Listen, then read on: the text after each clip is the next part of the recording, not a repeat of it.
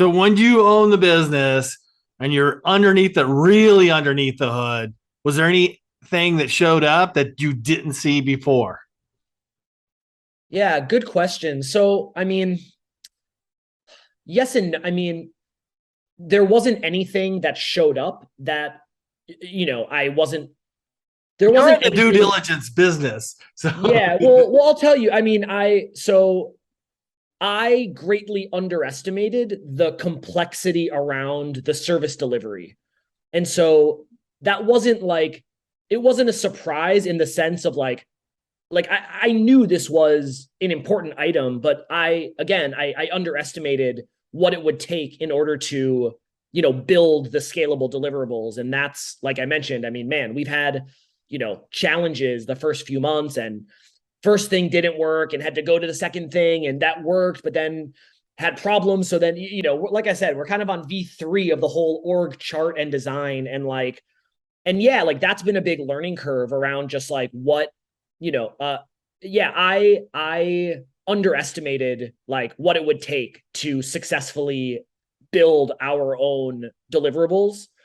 And so yeah, that was, I mean, I'd say, I don't know if surprising is the right word, but like I underestimated, and that's on me. I mean, the whole thing I've learned more in the last 3 months, taking over and running this business than I have in the last like, years. So that's good. Learning and growth is good. yeah. Is there, when you say scalable, is there software you can write that creates kind of a dashboard to help you with your due diligence? I mean, maybe, but like, the bulk of the deliverable relies on people. And so yeah, maybe I can share. I think it'd be useful. Like the way that we look at diligence, Yeah, there's yeah, really yeah, yeah. three buckets, right? We've got the financial diligence, which is with the primary of that is going to be, verifying the seller P&L versus our rebuilt P&L. If you want to get more in depth on the financials, you can get into quality of earnings reports. Then you've got operational diligence, which is going to be like, red flags, skeletons in the closet, as well as like the start of like value creation of like, oh, well, like I can optimize this. I can sub in, I can save costs here. And so that's on the operation. And then there's the commercial or like market diligence, which is more, forward facing growth, like, yeah, there is like market analysis, competitor analysis, as well as just kind of like forward looking opportunities of like, oh, well, like, what if we added a sales team, or what if we, explored this marketing channel? And so anyway, the three buckets, we got financial, operational, commercial.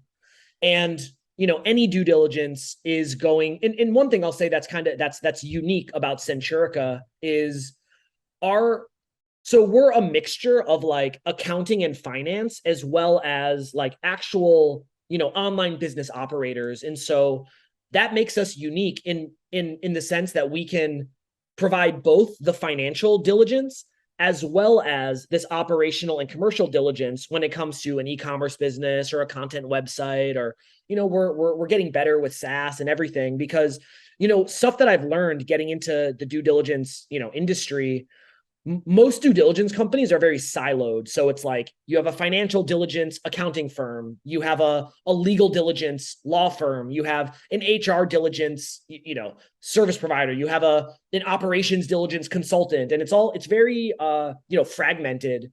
And and that's one of the opportunities that I see, is to really, we already do offer multiple significant, scopes under one house. So we have the financial, operational, commercial, and we're able to do that because yeah, we have a finance department, but like I have a deep my experience, I personally have experience with all these business models. I'm very connected to e-commerce, content sites, as well, I mean, service businesses I've been running. And so that allow, like, we're not just an accounting function, although we have that, and that's certainly a necessary piece. But yeah, but that's one of the things that makes us unique, is that we can like touch multiple areas of diligence, which is not common. So anyway, onto the deliverables. Whether or not you want the operational diligence, whether or not you want the commercial diligence, really like I mean, every acquisition, you're going to want the financial diligence, which is, verifying the numbers are what the seller says they are, matching the P&Ls, where are the differences.